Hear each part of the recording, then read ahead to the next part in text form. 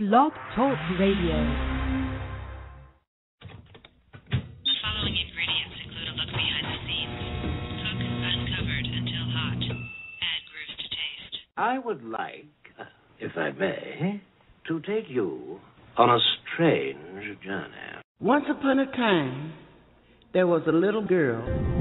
The accident was over a year ago. A second woman has been elected president. The 12th planet has been named in the solar system. The last wild polar bear has died. I slept through it all. I was here for my waking. He called it a beginning. He said it was good. I think he may have thought that anything I did was good. Welcome to Transition Radio, live from Hollywood, Florida, with your host and hostess, Mark Angelo and Jessica Lynn Cummings.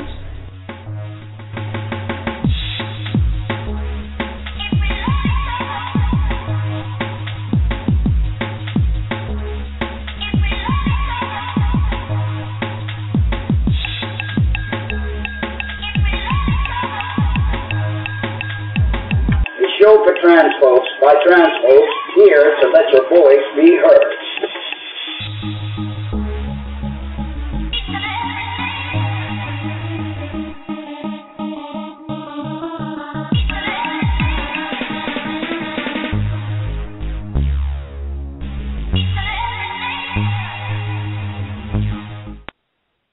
Well, good evening, everyone. Welcome to another edition of Transition Radio. Glad you guys are joining us tonight, as you do most of the nights. We have a lot of faithful listeners, and we're very thankful for you. Tonight's show is packed with a lot of information. We're going to talk about how transitioning has changed your sexuality. We're also going to talk about the changes that take place and the health effects while using hormones. To talk a little bit about the controversy that we have received about our new logo, marriage that have ended due to transition, just as going to cover the transgender world news, and the right diet while on hormones. For tonight, I'm going to start off with how has changing your gender changed your sexuality. And I want to explain that there have been several studies because it's been known that FDMs, that ones who are attracted to females have become attracted to males, or the same as happened to MTFs that change their sexual preference. Hormones used in transgender individuals have reported cases change their sexual preference in some individuals. These changes occur due to the change of biochemistry in your brain. They did a study a while back, actually, research from Stockholm Brain Institute. And scientists did some sort of brain scanning to figure out the sexual orientation based on the symmetry of your brain. Well, the findings support the notion that biological factors help determine sexual orientation and leave a specific neuroanatomical signature. In other words, there are certain pathways that will indicate what sexual preference you have. They've used an MRI and scanned the brains of gay and straight men and women. The research found that people who liked women, heterosexual men and homosexual women, had larger right brain hemispheres, while people who liked men, heterosexual women, homosexual men, had symmetrical brains. It seems, as seen in the image of MRI and PET scans, show a similar pattern in the two. Specific regions of the brain, the right and left, are thought to control the fight or flight reaction. The groundbreaking work in the field of biological differences came from Simon LeVay, a self-identified gay neuroscientist who found similarities in the brains of straight women and gay men in the early 90s.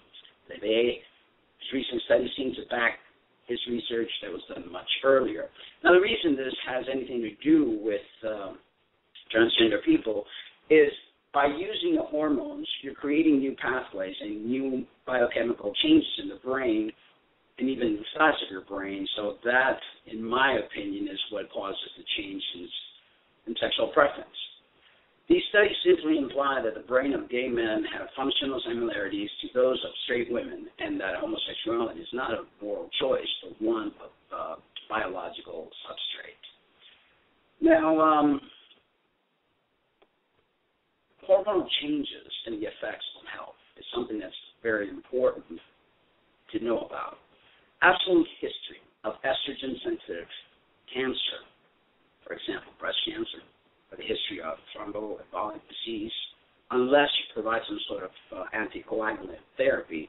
There's also a history of macroprolactinoma, which is prolactin-secreting pituitary tumor. Liver, kidney, heart disease, and strokes are some of the major risk factors, as well as heart disease, high cholesterol, diabetes, obesity, and smoking enhances the situation. There is a hormone called progesterone. And unfortunately, a lot of the endocrinologists do not prescribe this hormone because the actual synthetic hormone, which is called progestin, is actually more harmful than good. But there is a natural form of progesterone. And there are different ways of taking it. There's the oral, sublingual, suppository gels, and an injectable formulation that's available. They also have these little pump devices that they sell in Vitamin Shop and GNC and Whole Foods and stuff like that I've actually used on many of my clients when they've come in for a health consultation or wanting to lose weight and things of that nature. The progestins are involved in the full maturation of the breast, particularly the mammary glands. Progestin also helps fat distribution, increases female libido feelings, increases appetite, slight increase in skin oil, increased blood flow to the skin, increases the ability to sweat and lose extra heat, increases in body temperature, enabling one to better tolerate cold, healthier nails, produces a sense of calm, and promotes sleep, and it also increases your energy. In particular, it's essential for bone health, and it seems to have a role in skin elasticity and nerve tissue repair. Other effects that have been seen with the use of progesterone, and particularly not the synthetic kind, but the natural kind, includes reducing spasms and relaxing smooth muscle.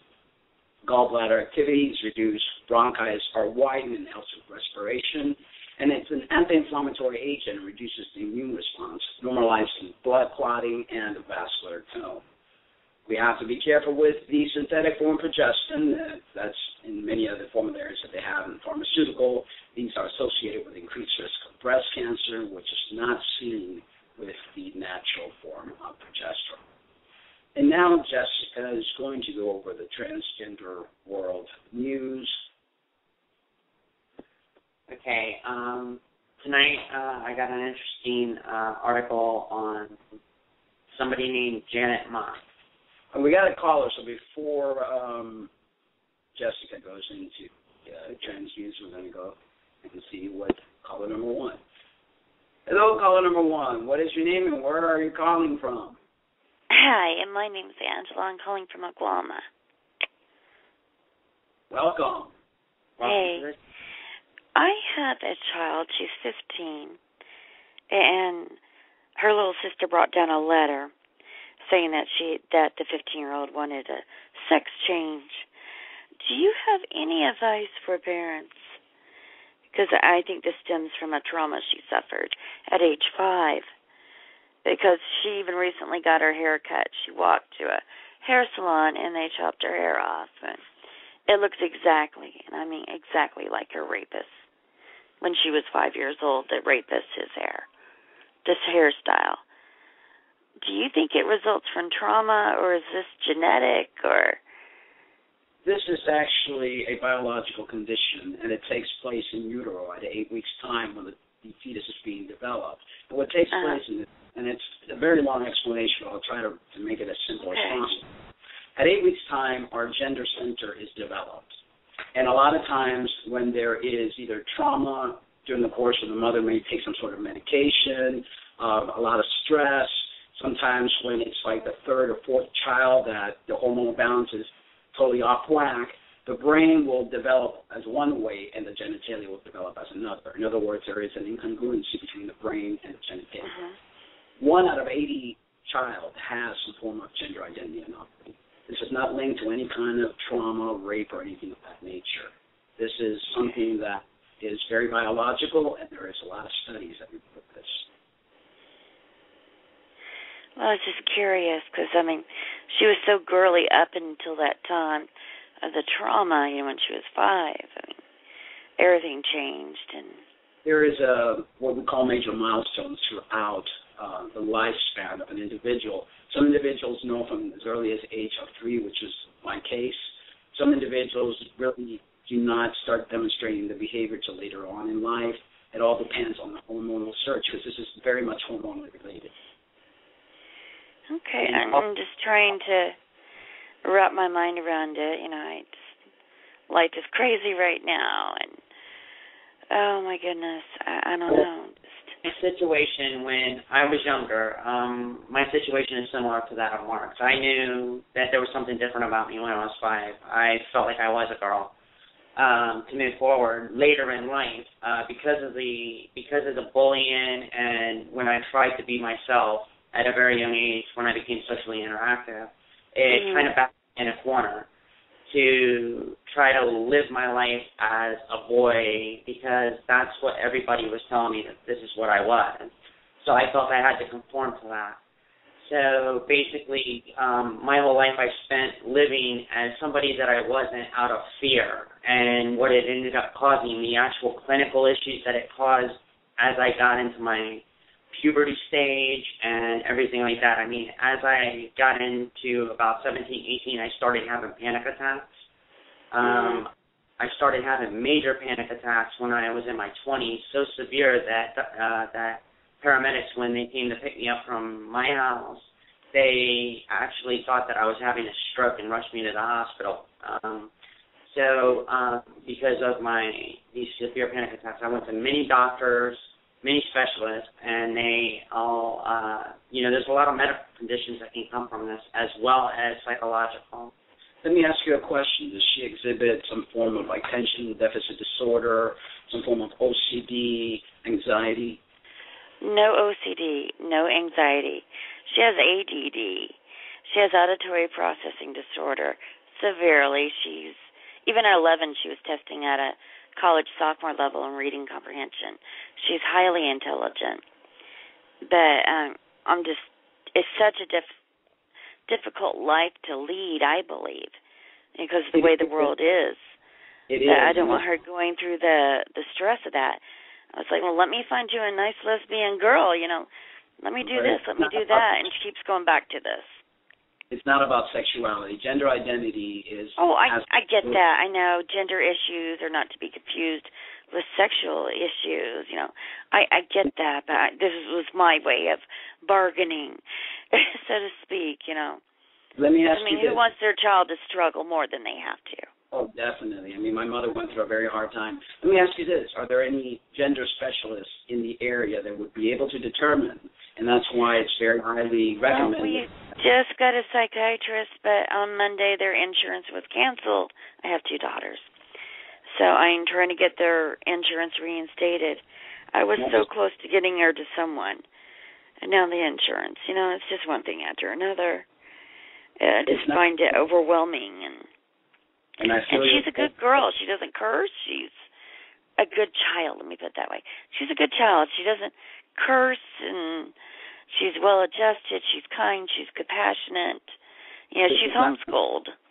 This is not the end of the world. Most advice I could give to you is love your child. Try to understand her completely. Do get a gender specialist. Not just any regular psychiatrist cannot do this, because they're not. I live in Oklahoma. They are online. Finding the psychiatrist I did, that was a struggle, and that took me 6 weeks to find this one. There's a lot of online help. You could go, if you know our Facebook page, or if you actually go on the Commons for Care and Support, we have links. There's a blog, and we have links of different doctors, and a lot of them do work over the phone online and do a lot of counseling. I'd be more than happy, so would Jessica, if you wanted to contact us and talk to you some more. I would appreciate that, because and I've said some of the worst things you can say, and just, face it, you're a girl, not a boy, and I don't know how many times I've said that over the last 2 months. Because this just came out of the blue, last thing I would ever think that I would read from my child. So it's something that, again, if you had a child that was born blind, or a child that had a cleft palate, it's not something, we don't set out to hurt our parents. It's something that's biological. And like I said, I think I get scared more than anything else. I get scared for her. I live in Oklahoma. It is not a friendly state to anyone that's not straight and white. It's not friendly. Exactly. And that's why they need to educate, and the more empowered you are, and starting, I'm sure she's not the only one in Oklahoma, because they're, like I said, one out of 80. Oh, no, she can't be the only one, maybe one of the few of her age. Well, see, look at it this way. In a sense of speaking, you have it a little easier because of the fact that, she's biologically a female and feels like a male and identifies as male. So a female to wear boys' clothes in this day and age is not abnormal. Oh, that's true. That started at 9, though. Exactly. So, and for them to be masculine, it's not abnormal. But on the other side of the coin, for a boy to go to school in a dress is a little bit more. They'll get sent home, yeah, exactly. For being a distraction. These are all societal norms that we need to break through, because there's, even in the animal kingdom, there are transgender animals and plants and things. It's just a way of nature. It's an evolution. The chromosomes, I am aware of that. So, again, you're more than welcome. If you go on the Cummings for Transport.blogspot.com. Where are you guys located? We're in Hollywood, Florida. Hollywood. We may be moving to California, but it won't be till like April now. It keeps on getting pushed. The date gets pushed up further and further. Do you have bad Skype? weather. Pardon? Do you have Skype? Yes, I do. Okay. What you can do is Transition Radio. It's all one word. That's our Skype ID. After every show, we have a after show Skype meet and greet group, so that you can contact us anytime you see us online on Skype, because we're on Skype. Transition Radio. Transition Radio. That's the ID. I'm looking it up right now. What's the address to that again? Transition Radio. The same name as the radio show. I was just trying to. Oh, it's for Skype. Oh, gosh, I'm slow tonight. So, do you ever have those days? It's just all the been time. one of those weeks. What would you say to a parent that feels, I have some anger, because to me she's changing her whole identity. She's being very selfish. This is what I'm thinking at times. And maybe the trauma just triggered what was in her innately, maybe. That's what happened. I don't know. Maybe this would have happened naturally. Yes. Maybe it jump-started it. I don't know. I'm not a professional, and I realize this. But this anger, I don't want to traumatize her with my words. I don't want to do that. But I find myself saying the most cruel things, But I always make sure that she knows I'm not going to abandon her, that Mother's having a hard time adjusting. This is kind of a big adjustment for Mother, Well, like I said, please contact us, and I'm willing to help you. I'm an occupational therapist. I'm well-versed in psychology, and I'm well-versed in the gender issue, because I'm transgender, and I made it a point to really know the stuff. I've advocated. I've been on Montel Williams' show. I've been on many shows trying to educate parents, and it's... I'm trying, but I'm real, too. I'm very real. Gosh, I just... at a loss. It's nice that you have this show. I never even heard of your show until I saw about the gender issues. And my cousin. Go ahead. We're more than happy to help you. Just go ahead and contact us. It's the Cummings for Transport.blogspot.com, and on there is our email address, and there's many links in there. Okay, I see your Facebook page. Okay. Looking at your site, so I'll send you some information. My first name's Angela. I'll send you a request to add. So I really appreciate this, because I don't have anyone I can talk to. I mean, I homeschool my children. It's very conservative, the world we live in, and it frightens me. Very scary world. All that we can do is love and be understanding. Remember, one of the greatest man that walked this earth, Jesus, try to teach us unconditional love, and that's the key. And sometimes I feel that things like this happen so that people learn how to love unconditionally. I thought I was doing a good enough job already. Why this, just, I guess I feel personally affronted. I don't know if your parents or guardians felt personally attacked by this, or the people in your life. Did they, or? I'm not saying it's right.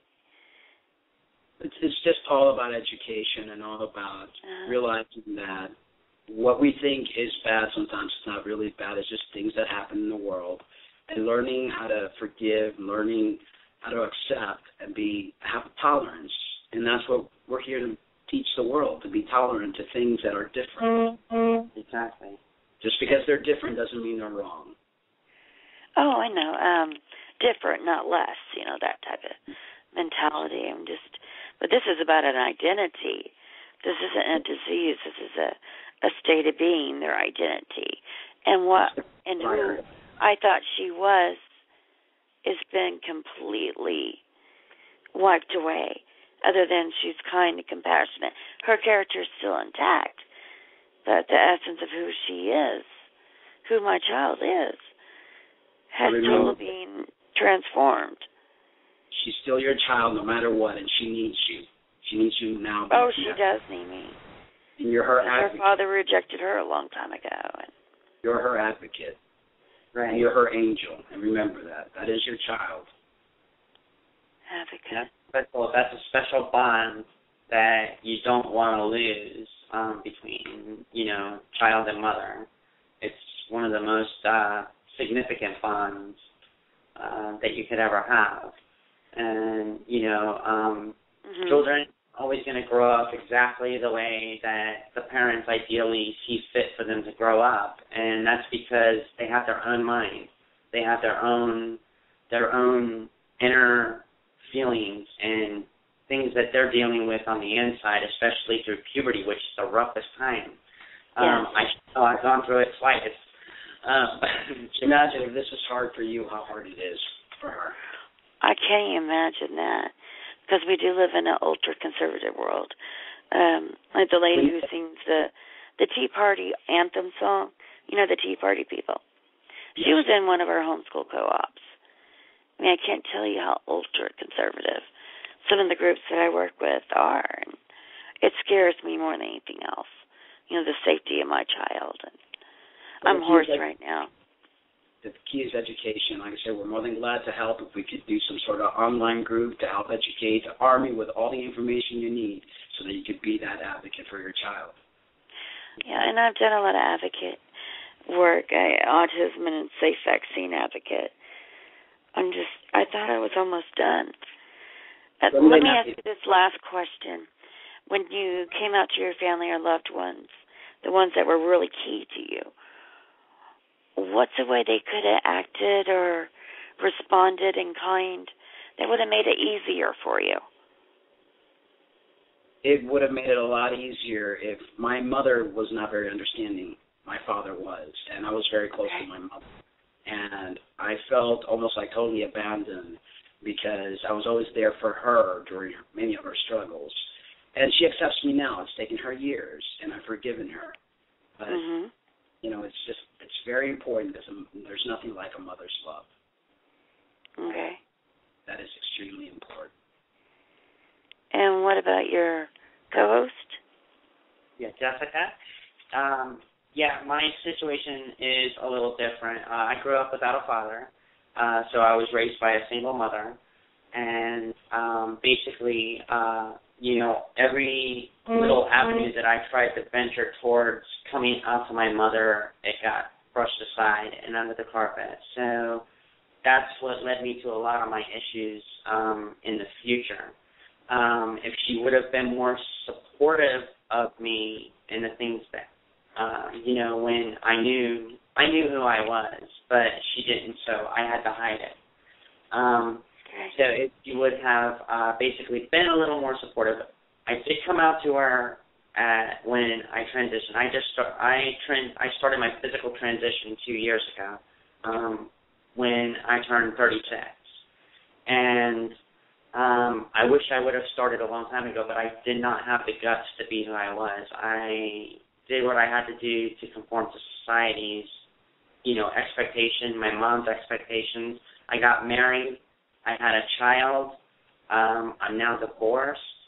And I've lost my child because of all this. And if there would have been more information back in the day when I was younger growing up, there would have been a lot less hurt, pain, casualties involved with all of this. And suicide is a major problem with this. Especially in teens. Jessica tried to commit suicide. There are many teens that try to commit suicide, and that's one thing you don't ever want to have to face, because if you think it's bad. She's already been in the hospital before when she was 8 years old. 8. Wow. So you really and truly need to be there for her and be her advocate and find the strength in your heart to do so. She's all you got. Just speaking as a single mom, it's hard. I mean, to teach them at home, and I did that for my daughter's safety. She was assaulted at school. She was smarter than some of the children there, and they wouldn't release her from the hospital until I took her out of school because they said she would not survive the school. I mean, it's violent here. It's violent. I fear for her well-being. I think that's a lot of what my hateful words, my cruel words that I say to her, where it comes from. I'm scared shitless. Excuse my language. I'm scared, You're reacting out of fear. Go in the place of love. Well, no, I mean, I see violence around here. It's not easy here. Maybe you need to move from there. Yeah, I'm working on that. California would be a lot better fit and so much better. Well, please stay outside after the show. We've got 3 more minutes left of the show. Unfortunately, it's only a half-an-hour show, but we appreciate your call. Yeah. Please get in contact with us. And I sent you a friend request. My first name's Angela. I'll send you a message and send you some other information. Thank you for listening and answering my questions. It's helpful. It's very helpful. Many blessings to you. Let you go so you can end your show. But thank you so much to both of you. Thank you. You're very welcome, Angela. Please call us on Skype after the show. Okay, I'm going to send some information. Okay. Thanks, sweetie. Bye-bye. Have a good night. Bye-bye. You too. Alrighty, so that was a very heartfelt situation. I'm sure there are many parents out there that are going through the same issue. We think we alone are the ones that go through this, but our loved ones go through a lot of pain. And like my advice has always been, to love anything can be conquered. Love is the most important thing, and understanding, and I truly believe that we have been placed here to help mankind learn what unconditional love is all about. People are too quick to judge certain violence. There are certain parts of the world, and even states here in the United States, that you have to be fearful for your life, and that's very shameful, totally shameful. Most definitely, yeah. And there's a lot of parents that are dealing with children with identity problems, with dealing with the gender identity disorder situation, and basically the key is to stand behind your children in whatever decision they decide, and be there for them.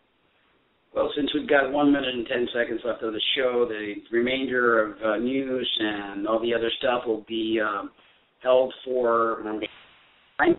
Because Sunday night we have a very special guest, Elvira Diaz. She'll be talking about her life with her FTM child. Very wonderful lady, very much an ally to the community, and very loving, accepting of her child. We bid you good night. Thank you for tuning in. Thank you for calling. Yes, caller, thank you so very much, and we look forward to helping you. Yes, we do. And anybody else out there that's having problems and issues and needs somebody to talk to, we're on Skype. You can feel free to call into the show, and we're here to give you the support you're looking for. We're here for you. Yes, we are. Thank you. Have a great night, and we'll see you Sunday. We'll miss you Friday and Saturday, but Sunday, stay tuned. Show, And thanks again. And we love you all. Yes, and tune in with us on Skype if you have a little chance. And see you Sunday. Good night. Good night.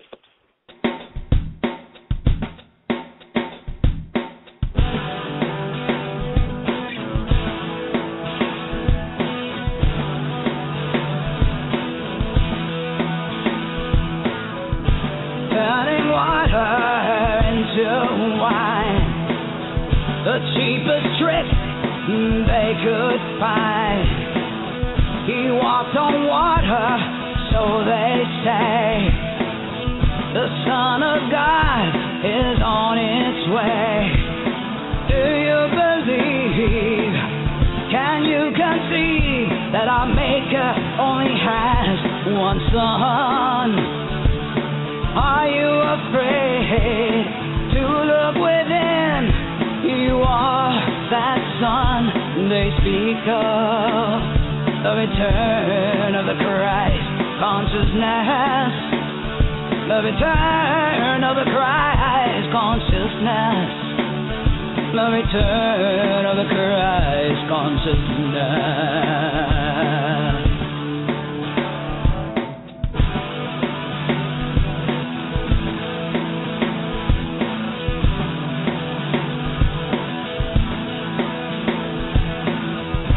Fairy tales and lies. No one will be left behind. The return of who we are. It's on its way. It's written in the stars. Do you believe? Can you conceive that our Maker only has one Son? Are you afraid to look within?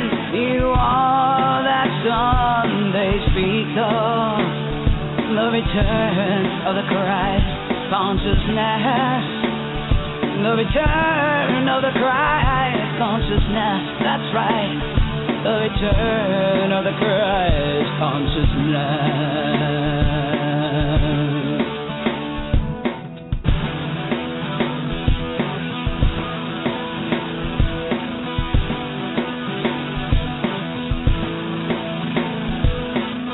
Finding the answer is not that hard. All you have to do is look in your heart. The answer lies within. No special books, there are no sins. Do you believe? Can you conceive that our Maker only has one Son? Are you afraid to look within? You are that Son they speak of. The return of the Christ consciousness. The return of the Christ consciousness. The return of the Christ consciousness.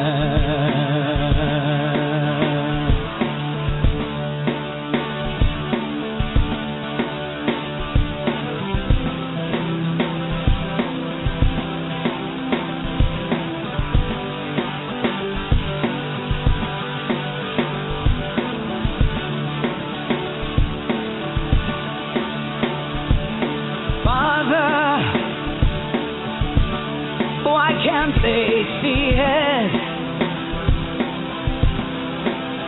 that we are all, yes, we are all your sons.